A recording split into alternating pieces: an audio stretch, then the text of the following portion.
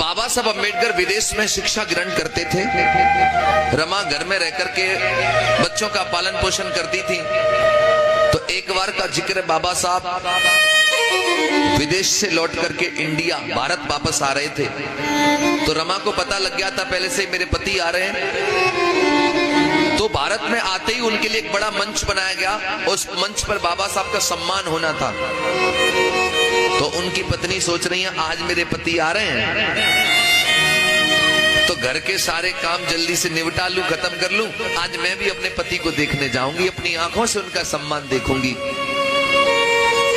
तो रमा घर के सारे काम माता बहनों कर रही हैं। और जब घर के सारे गृह कार्य पूरे कर लिए, इधर बाबा साहब मंच पर आ गए हैं और रमा तैयार होने के लिए मन कर रही है कि एक साड़ी निकाल लूं और तैयार होकर के जाऊंगी।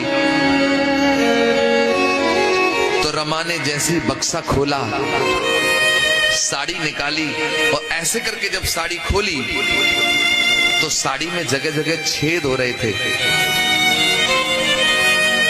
रमा की आंखों में साड़ी को देख करके आंसू आ गए।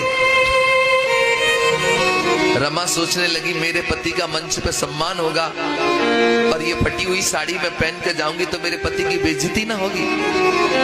लेकिन मेरे पास तो एक अच्छी साड़ी नहीं है पहनने के लिए, अब मैं क्या पहन के जाऊं और मुझे पति का सम्मान देखना ही है। तब रमा को याद आया कि साहू जी महाराज ने एक बार मेरे पति को सर पे वो फेंटा बोलते हैं पगड़ी, वो बांधी थी। अगर साड़ी नहीं है तो क्या मैं उसी को साड़ी की तरह पहन करके चली जाऊंगी। तो रमा ने वही फेंटा निकाला, वो पगड़ी निकाली और साड़ी की तरह उसको लपेट लिया माताओं बहनों। और लपेटने के बाद वो बाबा साहब अम्बेडकर का अपने पति का सम्मान देखने के लिए गई। मंच बना था, काफी भीड़ थी। तो पत्नी कोई होगी तो पहली लाइन में ही तो बैठेगी, लेकिन रमा पहली लाइन में नहीं बैठी, पीछे भी नहीं बैठी रमा। वो पेड़ है ना, पेड़ के पीछे रमा जाकर के दूर से जाके छिप गई और वहीं से अपने पति को देख करके खुश होने लगी। बाबा साहब का मंच पे सम्मान हो रहा है।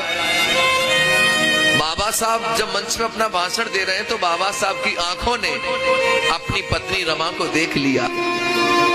जब रमा को देख लिया तो बाबा साहब मंच से नीचे उतर के गए,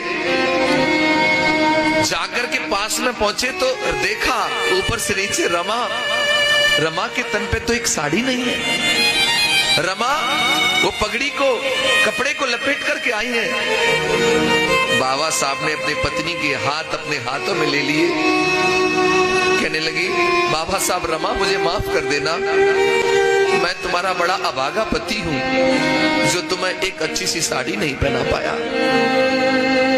रमा ने तभी क्या किया, एक उंगली साहब के ओठों पे रख दी, बोली साहब सब कुछ कहना लेकिन ये मत कहना कि आप मुझे एक अच्छी साड़ी नहीं पहना पाए।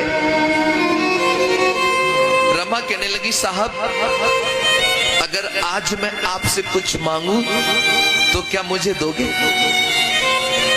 बाबा साहब कहने लगे अरे रमा वैसे भी तूने मुझसे अब तक मांगा ही क्या है, मांगो रमा, क्या मांगना चाहती हो मांगो, आज जो तुम मांगोगी मैं वो तुम्हें दूंगा।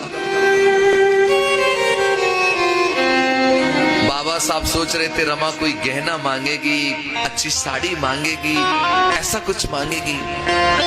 तब रमा ने कहा साहब यदि आप मुझे कुछ देना चाहते हो तो मैं केवल इतना मांगना चाहती हूं कि रमा एक सुंदर साड़ी पहने न पहने, दुनिया में भारत में ऐसा काम करके जाना मेरे साहब जी कि रमा एक अच्छी साड़ी पहने न पहने, लेकिन भारत में रहने वाली हर महिला, हर औरत, हर रमा एक सुंदर साड़ी पहने, बस इतना सा काम करके तुम चले जाना।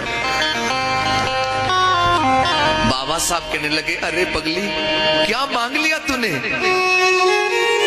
मैं तो सोच रहा था तुम मुझसे गहने मांगेगी, कपड़े मांगेगी, लेकिन तूने क्या मांग लिया? माताओं बहनों मैं तुम्हें यह कहना चाहता हूं कि आज तुम्हारे तन पर जो सुंदर साड़ी दिखाई दे रही है ये तब तुम्हारे तन पर एक सुंदर साड़ी है क्योंकि रमा ने कभी अच्छी साड़ियां नहीं पहन पाई, लेकिन बाबा साहब तुम्हें अच्छी साड़ियां पहनने का मौका दे गए। रमा के पास तो एक सुंदर साड़ी नहीं थी, लेकिन तुम्हारे पास इतनी साड़ियां हैं आज कि अलमारी का जब दरवाजा खुलता है तो साड़ियों की कतार आंगन में गिर जाती है और तुम सोच में पड़ जाती हो कि इसमें से कौन सी पहनूं। इतनी साड़ियां तुम्हारे पास हैं। लेकिन बाबा साहब की पत्नी तो उन दिनों गर्दिश में जी और अपना पूरा जीवन समाज के लिए लगा गई, तुम्हारे लिए सब कुछ कर गई। ऐसी थी रमा। लेकिन बड़ा दुख होता है मुझे, लेकिन बाबा साहब अम्बेडकर की चर्चा होती है तो 500 रुपए आदमी दिखाता है तो एहसान करता है कि मैंने 500 दे दिया, मैंने 200 दे दिया। अरे तुम्हारे 200 ज्यादा है कि बाबा साहब का जीवन ज्यादा है, रमा का जीवन ज्यादा है। बड़ा दुख होता है मुझे कि जिन्होंने अपना संपूर्ण जीवन, अपना पूरा जीवन समाज के लिए समर्पित कर दिया, आज वही समाज के लोग अपने घरों से निकलने में शर्म महसूस करते हैं। नौटंकी तमाशों में अपना बिस्तर लेके पहुंच जाएंगे, लेकिन बाबा साहब का कार्यक्रम सुनने के लिए उन्हें हाथ जोड़ने पड़ते हैं, आ जाओ सुनने के लिए, आ जाओ सुनने के लिए। ये हालत बनाई है तुमने अपने महापुरुषों की। एक याद रखना एक बात, इंसान को जीवन में कोई चीज तब मिलती है जब इंसान उसकी कीमत चुकाता है। तुम ये कपड़े पहने हो ना, ये कपड़े भी तब पहने हो पहले इनकी कीमत चुकाई है तुमने। ये साउंड भी तब बज रहा है, इसकी कीमत चुकाई गई है। ये टेंट तब लगा, इसकी कीमत चुकाई गई है। ये घड़ी भी तब हाथ में है क्योंकि पहले इसकी कीमत दे दी है मैंने। ये कैमरा भी तब लगा, इसकी कीमत चुकाई गई है। ये बाजा भी तब बजता कि पहले इसकी कीमत चुकाई है। यानी पहले कीमत और चीज बाद में मिलती है। मैं पूछना चाहता हूं, एक चीज तुम्हें मिली, तुम भूखे मरते थे, खाने को भोजन नहीं होता तो मरा हुआ मांस भी खा जाते थे पेट भरने के लिए, लेकिन आज ताजा बढ़िया भोजन करते हो। मैं पूछना चाहता हूं, इस ताजे भोजन की कीमत तुमने चुकाई क्या? पानी के लिए तुम तरस जाते थे, पीने को पानी नहीं मिलता था, लेकिन आज बिसलरी का पानी पीते हो, क्या इसकी कीमत तुमने चुकाई?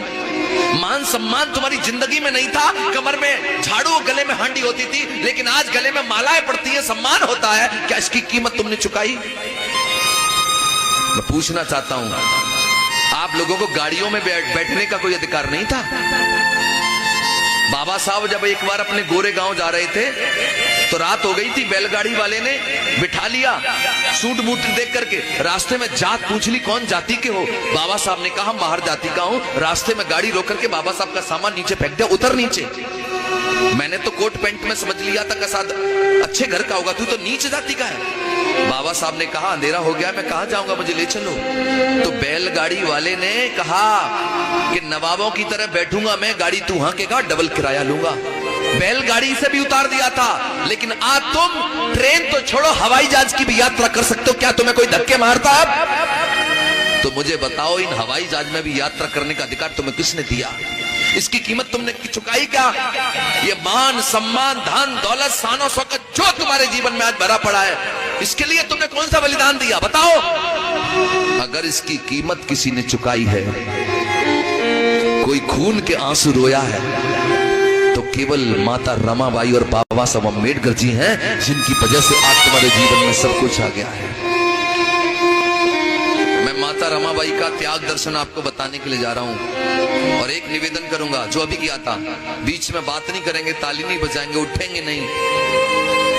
और अगर मैं गाऊं और सुनते समय अगर आंखों में आंसू आए तो दोनों हाथ जुड़ करके निवेदन है, आंसुओं को रोकना मत। आज उन आंसुओं को बाहर की दुनिया की यात्रा करने देना। वो आंसू आज आपको एहसास कराएंगे कि ये जीवन इतना सुंदर जीवन कैसे बन गया। सुनो,